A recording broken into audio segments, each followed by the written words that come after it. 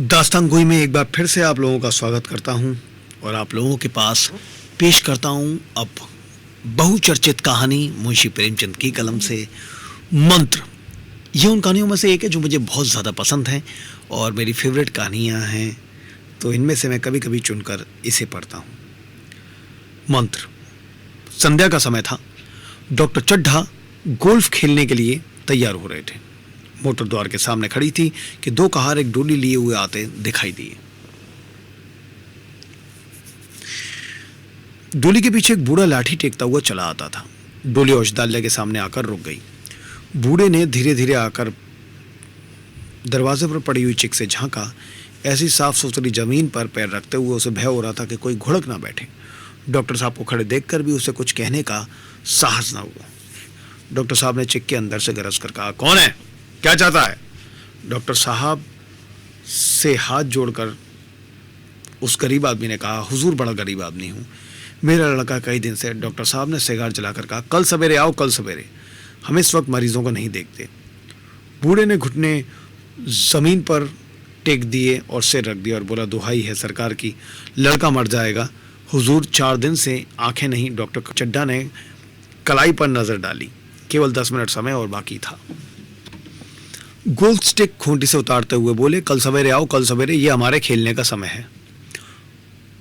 बूढ़े ने पगड़ी उतारकर चौखट पर रख दी और रोकर बोला, हुजूर एक निगाह देख लें हुजूर, बस एक निगाह, लड़का हाथ से चला जाएगा हुजूर, 7 लड़कों में यही एक बच रहा है हुजूर, हम दोनों आदमी रो रो कर मर जाएंगे सरकार, आपकी बढ़ती हुए दीन बंधु। ऐसे उजड्ड देहाती यहाँ प्राय रोज आया करते थे। डॉक्टर साहब उनके स्वभाव से खूब परिचित थे। कोई कितना ही कुछ कहे पर वे अपनी ही रट लगाते जाएंगे, किसी की सुनेंगे नहीं। धीरे से चौक उठाई और बाहर निकलकर मोटर की तरफ चले। बूढ़ा ये कहता हुआ उनके पीछे दौड़ा, सरकार बड़ा धर्म होगा, हुजूर दया कीजिए, बड़ा दीन दुखी हूँ, संसार में कोई और नहीं है बाबूजी। मगर डॉक्टर साहब ने उसकी ओर मुंह फेर कर देखा तक नहीं। मोटर पर बैठकर बोले, कल सवेरे आना। मोटर चली गई। बूढ़ा कई मिनट तक मूर्ति की भांति निश्चल खड़ा रहा। संसार में ऐसे मनुष्य भी होते हैं जो अपने आमोद प्रमोद के आगे किसी की जान की भी परवाह नहीं करते। शायद इसका उसे अब भी विश्वास ना आता था। सभ्य संसार इतना निर्मम, इतना कठोर है, उसका ऐसा मर्मभेदी अनुभव अब तक ना हुआ था। वह इन पुराने ज़माने की जीवों में था जो लगी हुई आग को बुझाने, मुर्दे को कंधा देने, किसी के छप्पर को उठाने और किसी कलह को शांत करने के लिए सदैव तैयार रहते थे। जब तक बूढ़े को मोटर दिखाई दी, वो खड़ा टकटकी लगाए उस ओर ताकता रहा। शायद उसे अब भी डॉक्टर साहब के लौट आने की आशा थी। फिर उसने कहारों से डोली उठाने को कहा। डोली जिधर से आई थी उधर ही चली गई। चारों ओर से निराश होकर वो डॉक्टर चड्ढा के पास आया था। इनकी बड़ी तारीफ सुनी थी। यहाँ से निराश होकर वो किसी दूसरे डॉक्टर के पास ना गया। किस्मत ठोक ली। उसी रात उसका हंसता खेलता 7 साल का बालक अपनी बाल लीला समाप्त करके इस संसार से सिधार गया। बूढ़े माँ बाप के जीवन का यही एक आधार था। इसी का मुंह देखकर वो जीते थे। इस दीपक के बुझते ही जीवन की अंधेरी रात भाएं भाएं करने लगी। बुढ़ापे की विशाल ममता टूटे हुए हृदय से निकलकर अंधकार आर्तस्वर से रोने लगी। कई साल गुजर गए। डॉक्टर चड्ढा ने खूब यश और धन कमाया, लेकिन इसके साथ ही अपने स्वास्थ्य की रक्षा भी की, जो एक साधारण बात थी। यह उनके नियमित जीवन का आशीर्वाद था कि 50 वर्ष की अवस्था में उनकी चुस्ती और फुर्ती युवकों को भी लज्जित करती थी। उनके हर एक काम का एक समय नियत था। इस नियम से वो जौ भर भी न टलते थे। बहुधा लोग स्वास्थ्य के नियमों का पालन उस समय करते हैं जब रोगी हो जाते हैं। डॉक्टर चड्ढा उपचार और संयम का रहस्य खूब समझते थे। उनकी संतान संध्या भी इसी नियम के अधीन थी। उनके केवल 2 बच्चे हुए, एक लड़का और एक लड़की। तीसरी संतान ना हुई, इसलिए श्रीमती चड्ढा भी अभी जवान मालूम होती थी। लड़की का तो विवाह हो चुका था, लड़का कॉलेज में पढ़ता था। वही माता पिता के जीवन का आधार था। शील और विनय का पुतला, बड़ा ही रसिक, बड़ा ही उदार, विद्यालय का गौरव, युवक समाज की शोभा, मुखमंडल से तेज की छटा सी निकलती थी। आज उसकी 20वीं सालगिरह थी। संध्या का समय था। हरी हरी घास पर कुर्सियां बिछी हुई थी। शहर के रईस और हुक्काम एक तरफ, कॉलेज के छात्र दूसरी तरफ बैठे भोजन कर रहे थे। बिजली के प्रकाश से सारा मैदान जगमगा रहा था। आमोद प्रमोद का सामान भी जमा था। छोटा सा प्रश्न खेलने की तैयारी थी। प्रश्न स्वयं कैलाशनाथ ने लिखा था। वही मुख्य एक्टर भी था। इस समय एक रेशमी कमीज पहने, नंगे सिर नंगे पांव, इधर से उधर मित्रों की आवभगत में लगा हुआ था। कोई पुकारता, कैलाश जरा इधर आना। कोई उधर से बोला था, कैलाश क्या उधर ही रहोगे? सभी उसे छेड़ते थे, चुहलें करते थे। बेचारे को जरा दम मारने का अवसर न मिलता था। सहसा एक रमणी ने उसके पास आकर पूछा, क्यों कैलाश, तुम्हारे सांप कहाँ हैं, जरा मुझे दिखा दो। कैलाश ने उससे हाथ मिलाकर कहा, मृणालिनी, इस वक्त क्षमा करो, कल दिखा दूंगा। मृणालिनी ने आग्रह किया, जी नहीं, तुम्हें दिखाना पड़ेगा, मैं आज नहीं मानने की, तुम रोज कल कल करते हो। मृणालिनी और कैलाश दोनों सहपाठी थे और एक दूसरे के प्रेम में पगे हुए। कैलाश को सांपों को पालने और खिलाने और नचाने का शौक था। तरह तरह के सांप उसने पाल रखे थे। उनके स्वभाव और चरित्र की परीक्षा वो करता रहता था। थोड़े दिन हुए उसने विद्यालय में सांपों पर एक मार्के का व्याख्यान दिया था। सांपों को नचाकर दिखाया भी था। प्राणी शास्त्र के बड़े बड़े पंडित भी ये जानकर और देखकर हैरान हो जाते थे। ये विद्या उसने एक बड़े सपेरे से सीखी थी। सांपों की जड़ी बूटियां जमा करने का उसे मरज था। इतना पता भर मिल जाए कि किसी व्यक्ति के पास कोई अच्छी जड़ी है, फिर उसे चैन ना आता था, उसे लेकर ही छोड़ता था। यही व्यसन था। इस पर हजारों रुपए फूंक चुका था। मृणालिनी कई बार आ चुकी थी, पर कभी सांपों को देखने के लिए इतनी उत्सुक ना हुई थी। कह नहीं सकते आज उसकी उत्सुकता सचमुच जाग गई थी, जब वो कैलाश पर अपने अधिकार का प्रदर्शन करना चाहती थी। पर उसका आग्रह बेमौका था। उस कोठरी में कितनी भीड़ लग जाएगी, भीड़ को देखकर सांप कितने चौंकेंगे और रात के समय उन्हें छेड़ा जाना कितना बुरा लगेगा, इन बातों का उसे जरा भी ध्यान ना आया। कैलाश ने कहा, नहीं, कल जरूर दिखा दूंगा। इस वक्त अच्छी तरह दिखा भी तो ना सकूंगा, कमरे में तिल रखने को भी जगह ना मिलेगी। एक माशा ने छेड़कर कहा, दिखा क्यों नहीं देते, जरा सी बात के लिए इतना टालम टोल कर रहे हो। मिस गोविंद, हरगिज ना मानना, देखें कैसे नहीं दिखाते। दूसरे माशा ने और रद्दा चढ़ाया, मिस गोविंद इतनी सीधी और भूली हैं, तभी आप इतना मजाज करते हैं। दूसरी सुंदरी होती तो इसी बात पर बिगड़ खड़ी होती। तीसरे साहब ने मजाक उड़ाया, जी बोलना छोड़ देती, भला कोई बात है। इस पर आपका दावा है कि मृणालिनी के लिए जान हाजिर है। मृणालिनी ने देखा कि ये शोधे उस पर रंग चढ़ा रहे हैं, तो बोली, आप लोग मेरी वकालत ना करें, मैं खुद अपनी वकालत कर लूंगी। मैं इस वक्त सांप का तमाशा नहीं देखना चाहती, चलो छुट्टी हुई। इस पर मित्रों ने ठट्टा लगाया। एक साहब बोले, देखना तो आप सब कुछ चाहे, पर कोई दिखाए भी तो। कैलाश को मृणालिनी की झेपी हुई सूरत को देखकर मालूम हुआ कि इस वक्त उसका इस इनकार उसे वास्तव में बुरा लगा है। जो ही प्रीति बहुत समाप्त हुआ और गाना शुरू हुआ, उसने मृणालिनी और अन्य मित्रों को सांपों के दड़बे के सामने ले जाकर महुअर बजाना शुरू किया। फिर एक एक खाना खोलकर एक एक सांप को निकालने लगा। वाह, क्या कमाल था। ऐसा जान पड़ता था कि वो कीड़े उसकी एक एक बात, उसके मन का एक एक भाव समझते हैं। किसी को उठा लिया, किसी को गर्दन में डाल दिया, किसी को हाथ में लपेट लिया। मृणालिनी बार बार मना करती कि इन्हें गर्दन में न डालो, दूर से ही दिखा दो, बस जरा नचा दो। कैलाश की गर्दन में सांपों को लिपटते देखकर उसकी जान निकल जाती थी। पछता रही थी कि मैंने व्यर्थ ही इनसे सांप दिखाने को कहा, मगर कैलाश एक न सुनता था। फिर मैं कहा कि सम्मुख अपने सर्पकला का प्रदर्शन का ऐसा अवसर पाकर वो कब चूकता। एक मित्र ने टीका की, दांत तोड़ डाले होंगे। कैलाश हंसकर बोला, दांत तोड़ना मदानियों का काम है, किसी के दांत नहीं तोड़े गए हैं, कहिए तो दिखा दूं। कहकर उसने काले सांप को पकड़ लिया और बोला, मेरे पास इससे बड़ा और जहरीला सांप दूसरा नहीं है। अगर किसी को काट ले तो आदमी आनंद फानंद में मर जाए, लहर भी ना आए। इसके कांटे पर मंत्र नहीं, इसके दांत दिखा दूं। मृणालिनी ने उसका हाथ पकड़ कर, नहीं नहीं कैलाश, ईश्वर के लिए उसे छोड़ दो, मैं तुम्हारे पार पड़ती हूँ। इस पर एक दूसरे से मित्र बोले, मुझे तो विश्वास नहीं आता, लेकिन तुम कहते हो तो मान लूंगा। कैलाश ने सांप की गर्दन पकड़कर कहा, नहीं साहब, आप आंखों से देखकर मानिए, दांत तोड़कर वश में किया तो क्या। सांप बड़ा समझदार होता है, अगर उसे विश्वास हो जाए कि इस आदमी से मुझे कोई हानि ना पहुंचेगी तो वो उसे हरगिज ना काटेगा। मृणालिनी ने जब देखा कि कैलाश पर इस वक्त भूत सवार है, तो उसने ये तमाशा न करने के विचार से कहा, अच्छा भाई, अब यहाँ से चलो, देखो गाना शुरू हो रहा है, आज मैं भी कोई चीज़ सुनाऊंगी। ये कहते हुए उसने कैलाश का कंधा पकड़ कर चलने का इशारा किया और कमरे से निकल गई। मगर कैलाश विरोधियों का शंका समाधान करके ही दम लेना चाहता था। उसने सांप की गर्दन पकड़कर जोर से दबाई, इतनी जोर से दबाई कि उसका मुंह लाल हो गया, देह की सारी नसें तन गई। सांप ने अब तक उसके हाथों ऐसा व्यवहार ना देखा था। उसकी समझ में ना आता था कि ये मुझसे क्या चाहते हैं। उसे शायद भ्रम हुआ कि ये मुझे मार डालना चाहते हैं, अतएव वो आत्मरक्षा के लिए तैयार हो गया। कैलाश ने उसकी गर्दन खूब दबाकर मुंह खोल दिया और उसके जहरीले दांत दिखाते हुए बोला, जिन सज्जनों को शक हो आकर देख लें, आया विश्वास या अब भी कुछ शक है। मित्रों ने आकर उसके दांत देखे और चकित हो गए। प्रत्यक्ष प्रमाण के सामने संदेह को स्थान कहाँ। मित्रों का शंका निवारण करके कैलाश ने सांप की गर्दन ढीली कर दी और उसे जमीन पर रखना चाहा, पर काला गेहूं क्रोध से पागल हो रहा था। गर्दन नरम पड़ते ही उसने सिर उठाकर कैलाश की उंगली में जोर से काटा और वहां से भागा। कैलाश की उंगली से टप टप खून टपकने लगा। उसने जोर से उंगली दबा ली और अपने कमरे की तरफ दौड़ा। वहाँ मेज की दराज में एक जड़ी रखी थी जिसे पीस कर लगा देने से घातक विष भी रफू हो जाता। मित्रों में हलचल पड़ गई। बाहर महफिल में भी खबर हुई। डॉक्टर साहब घबरा कर दौड़े। फौरन उंगली की जड़ कस कर बांधी गई और जड़ी पीसने के लिए दी गई। मगर कैलाश को जड़ी पर पूर्ण विश्वास था। मृणालिनी पियानो पर बैठी थी। ये खबर सुनते ही दौड़ी और कैलाश की उंगली से टपकते हुए खून को रुमाल से पोंछने लगी। जड़ी पीसी जाने लगी, पर उसी 1 मिनट में कैलाश की आंखें झपकने लगी। होठों पर पीलापन दौड़ने लगा, यहाँ तक कि वो खड़ा न रह सका। फर्श पर बैठ गया। सारे मेहमान कमरे में जमा हो गए। कोई कुछ कहता था, कोई कुछ। इतने में जड़ी पीस कर आ गई। मृणालिनी ने उंगली पर लेप किया। 1 मिनट और बीता। कैलाश की आंखें बंद हो गई। वो लेट गया और हाथ से पंखा चलने का इशारा किया। माँ ने दौड़कर उसका सिर गोद में रख लिया और बिजली का टेबल फैन लगा दिया। डॉक्टर साहब ने झुककर पूछा, कैलाश कैसी तबीयत है? कैलाश ने धीरे से हाथ उठा दिया, पर कुछ बोल ना सका।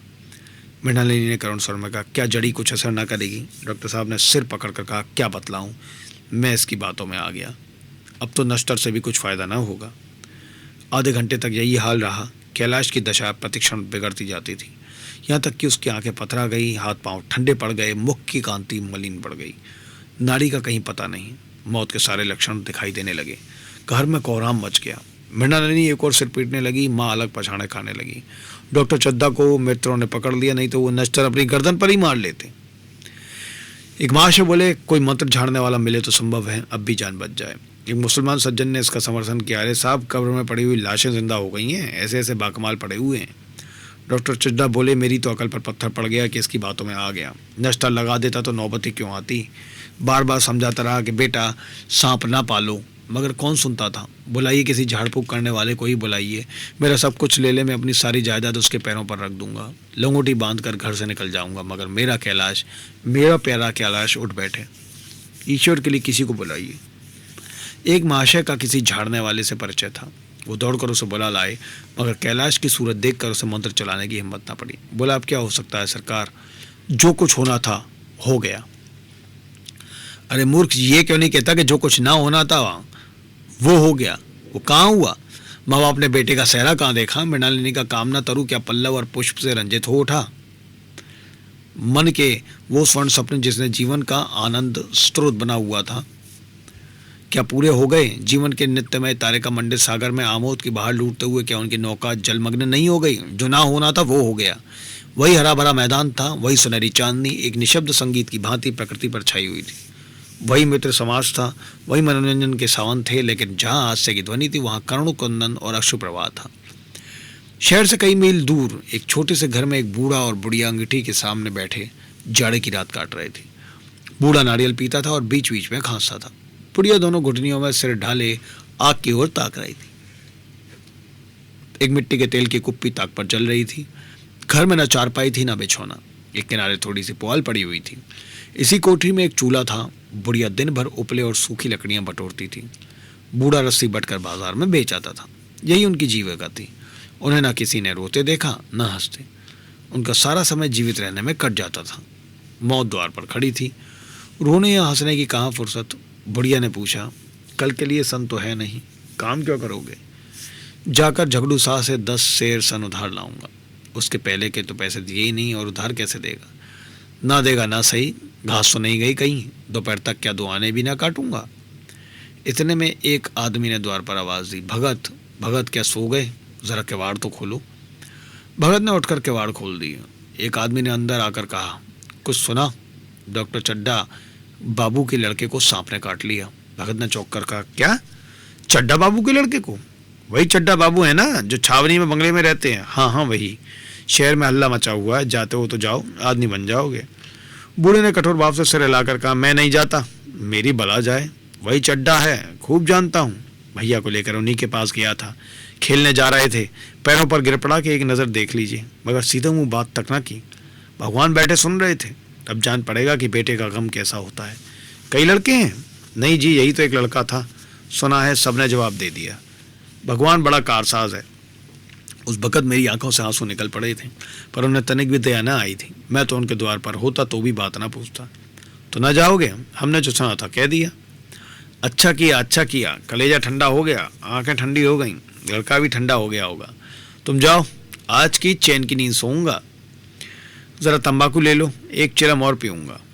अब मालूम होगा लाला को, सारी साहिबी निकल जाएगी। हमारा क्या बिगड़ा, लड़के के मर जाने से कुछ राज तो नहीं चला गया। जहाँ 6 बच्चे गए थे वहाँ एक और चला गया। तुम्हारा तो राज सुना हो जाएगा, उसी के वास्ते सबका गला दबा दबा कर जोड़ा था ना। अब क्या करोगे? एक बार देखने जाऊंगा, पर कुछ दिन बाद मिजाज का हाल पूछूंगा। आदमी चला गया। भगत ने केवाड़ बंद कर लिए। तब चिलम पर तंबाकू रख कर पीने लगा। इतनी रात गए जाड़े पाले में कौन जाएगा? अरे दोपहरी होता तो मैं ना जाता, सवारी दरवाजे पर लेने आती तो भी ना जाता। भूल नहीं गया हूँ। पन्ना की सूरत आंखों में फिर रही है। इस निर्दयी ने उसे एक नज़र देखा तक नहीं। क्या मैं ना जानता था कि वो ना बचेगा? खूब जानता था। चड्डा भगवान नहीं थे कि उनकी एक निगाह देख लेने से अमृत बरस जाता। नहीं, खाली मन की दौड़ थी। अब किसी दिन जाऊंगा और कहूँगा, क्यों साहब, कहिए क्या रंग है? दुनिया बुरिया कहेगी, बुरा कहेगी, कोई परवाह नहीं। छोटे आदमियों में तो सब ऐब हैं, बड़ों में कोई ऐब नहीं होता, देवता होते हैं। भगत के लिए जीवन में पहला अवसर था कि ऐसा समाचार पाकर वो बैठा रह गया हो। 80 वर्ष के जीवन में ऐसा कभी ना हुआ था कि सांप की खबर पाकर वो दौड़ना गया हो। माघ पूस की अंधेरी रात, चैत बैसाख की धूप और लू, सावन भादों की चढ़ी हुई नदी और नाले, किसी की उसने कभी परवाह न की। वो तुरंत घर से निकल पड़ता था। निस्वार्थ, निष्काम, लेन देन का विचार कभी दिल में आया नहीं। ये ऐसा काम ही ना था। जान का मूल्य कौन दे सकता है? ये एक पुण्य कार्य था। सैकड़ों निराशों को उसके मंत्रों ने जीवन दान दे दिया था, पर आज वो घर से कदम नहीं निकाल सका। ये खबर सुनकर सोने जा रहा है। बुढ़िया ने कहा, तंबाकू अंगूठी के पास रखी हुई है, उसके भी आज 2.5 पैसे हो गए, देती ही न थी। बुढ़िया ये कहकर लेटी। बूढ़े ने कुप्पी बुझाई, कुछ देर खड़ा रहा और फिर बैठ गया। अंत को लेट गया, पर यह खबर उसके हृदय पर बोझे की भांति रखी हुई थी। उसे मालूम हो रहा था कि उसकी कोई चीज़ खो गई है, जैसे सारे कपड़े गीले हो गए या पैरों में कीचड़ लगा हुआ है, जैसे कोई उसके मन में बैठा हुआ उसे घर से निकालने के लिए कुरित रहा हो। बुढ़िया जरा देर में खर्राटे लेने लगी। बूढ़े बातें करते करते सोते हैं और ज़रा सा खटका होते ही जागते हैं। तब भगत उठा, अपनी लकड़ी उठा ली और धीरे से कबाड़ खोले। कहाँ जाते हो? कहीं नहीं, देखता था कि कितनी रात है। अभी बहुत रात है, सो जाओ। नींद नहीं आती। नींद काहे आवेगी? मन तो चड्डा के घर पर लगा हुआ है। चड्डा ने मेरे साथ कौन सी नेकी कर दी जो वहाँ जाऊँ? वहाँ आकर पैरों पर पड़े तो भी ना जाऊँ। उठे तो तुम इसी इरादे से ही। नहीं रही, ऐसा पागल नहीं हूँ कि जो मुझे कांटे बोए उसके लिए फूल बोता फिरूँ। बुढ़िया फिर सो गई।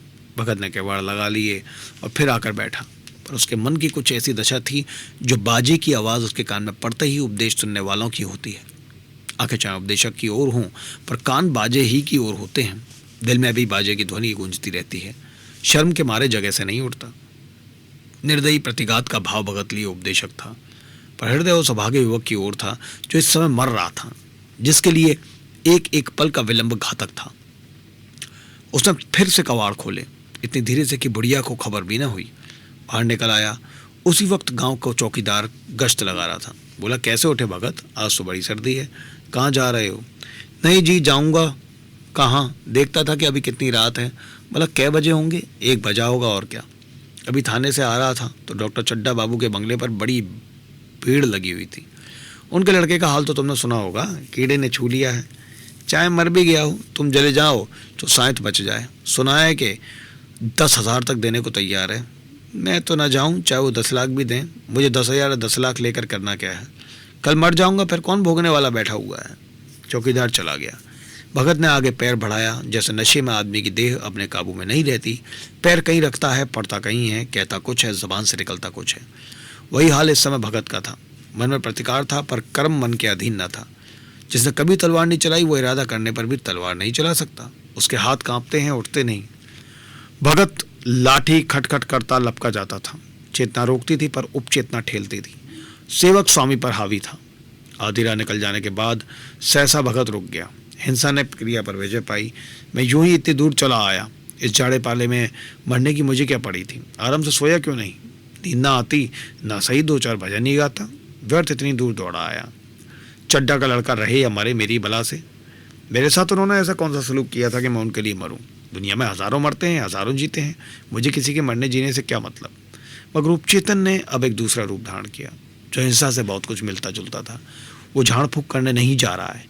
वो देखेगा कि लोग क्या कर रहे हैं। डॉक्टर साहब का रोना पीटना देखेगा, किस तरह सिर पीटते हैं, किस तरह पछाड़े खाते हैं।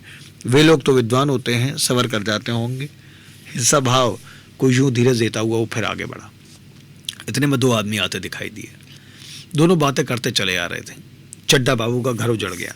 वही तो एक लड़का था। थकान के मारे पाँव न उठते थे। भगत के कान में यह आवाज पड़ी।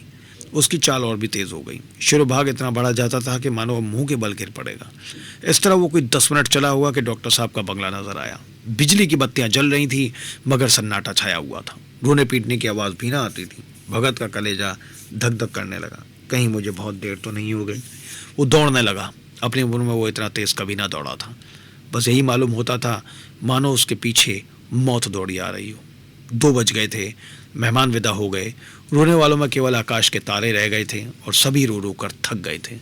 बड़ी उत्सुकता के साथ लोग रह रहकर आकाश की ओर देख रहे थे कि किसी तरह सुही हो और लाश गंगा की गोद में दी जाए। सहसा भगत ने द्वार पर पहुंचकर आवाज दी, डॉक्टर साहब समझे कोई मरीज आया है। किसी और दिन उन्होंने उस आदमी को दुत्कार दिया होता मगर आज बाहर निकल आए। देखा एक बूढ़ा आदमी खड़ा है, कमर झुकी हुई, पोपला मुंह, भौहें तक सफेद हो गई थी, लकड़ी के सारे कांप रहा था। बड़ी नम्रता से बोले, क्या है भाई? आज तो हमारे ऊपर ऐसी मुसीबत पड़ गई कि किसी से कुछ कहते नहीं बनता। फिर कभी आना इधर, 1 महीना तक तो शायद मैं किसी भी मरीज को ना देख सकूंगा। भगत ने कहा, सुन चुका हूँ बाबूजी, इसलिए तो आया हूँ। भैया कहाँ हैं? जरा मुझे दिखा दीजिए। भगवान बड़ा कासाज है, मुर्दे को भी जला सकता है। कौन जाने अब भी उसे दया आ जाए। चड्डा ने व्यथित स्वर से कहा, चलो देख लो। मगर 3-4 घंटे हो गए। जो कुछ होना था हो चुका। बहुतेर झाड़ने फेंकने वाले आकर देखकर चले गए। डॉक्टर साहब को आशा तो क्या होती, हाँ बूढ़े पर दया आ गई। अंदर ले गए। भगत ने लाश को 1 मिनट तक देखा, तब मुस्कुराकर बोला, अभी कुछ नहीं बिगड़ा है बाबू। नारायण चाहेंगे तो आधे घंटे में भैया उठ बैठेंगे। आप नाहक दिल छोटा कर रहे हैं। जरा कारों से कहिए पानी तो भरें। कारों ने पानी भर भर कर कैलाश को नहलाना शुरू किया। पाइप बंद हो गया था। कारों की संख्या अधिक न थी, इसलिए मेहमानों ने आहते के बाहर से कुएं से पानी भर भर कर कारों को दिया। मृणालिनी कलसा लिए पानी ला रही थी। बूढ़ा भगत खड़ा मुस्कुरा कर मंत्र पढ़ रहा था, मानो विजय उसके सामने खड़ी थी। जब एक बार मंत्र समाप्त हो जाता तब वो एक जड़ी कैलाश के सिर पर डाले गए और न जाने कितनी बार मंत्र को फूंकता था। आखिर जब उषा ने अपनी लाल लाल आंखें खोली तो कैलाश की भी लाल लाल आंखें खुल गईं। एक क्षण में उसने अंगड़ाई ली और पानी पीने को मांगा। डॉक्टर चड्डा ने दौड़कर नारायणी को गले लगा लिया। नारायणी दौड़कर भगत के पैरों पर गिर पड़ी और मृणालिनी कैलाश के सामने आंखों में आंसू भरे पूछने लगी, अब कैसी तबीयत है? एक क्षण में चारों तरफ खबर फैल गई। मित्रगण मुबारकबाद देने लगे। डॉक्टर साहब बड़े श्रद्धाभाव से हरेक के सामने भगत का यश छिकाते फिरते थे। सभी लोग भगत के दर्शनों के लिए उत्सुक हो उठे, मगर अंदर जाकर देखा तो भगत का कहीं पता न था। नौकरों ने कहा, अभी तो यहीं बैठे चिलम पी रहे थे। हम लोग तंबाकू देने लगे तो नहीं ली, अपने पास से तंबाकू निकाल कर भरी। यहाँ तो भगत की चारों ओर तलाश होने लगी और भगत लपका हुआ घर चला जा रहा था कि बुढ़िया के उठने से पहले पहुंच जाऊं। जब मेहमान लोग चले गए तो डॉक्टर साहब ने नारायणी से कहा, बुढ़ा न जाने कहाँ चला गया। एक चिलम तंबाकू का भी रवादार ना हुआ। मैंने तो सोचा था इसे कोई बड़ी रकम दोगी। रात को तो मैंने नहीं पहचाना, पर जरा साफ हो जाने पर पहचान गया। एक बार एक मरीज को लेकर आया था। मुझे अब याद है, मैं खेलने जा रहा था और मरीज को देखने से इनकार कर दिया था। आज उस दिन की याद करके मुझे कितनी ग्लानि हो रही है उसे प्रकट नहीं कर सकता। मैं उसे अब खोज निकालूंगा और उसके पैरों पर गिरकर अपना अपराध क्षमा कराऊंगा। वो कुछ लेगा नहीं, ये जानता हूँ। उसका जन्म यश की वर्षा करने के लिए हुआ है। उसकी सज्जनता ने मुझे ऐसा आदर्श दिखा दिया जो अब से जीवन पर्यंत मेरे सामने रहेगा। मुंशी प्रेमचंद की कहानी मंत्र।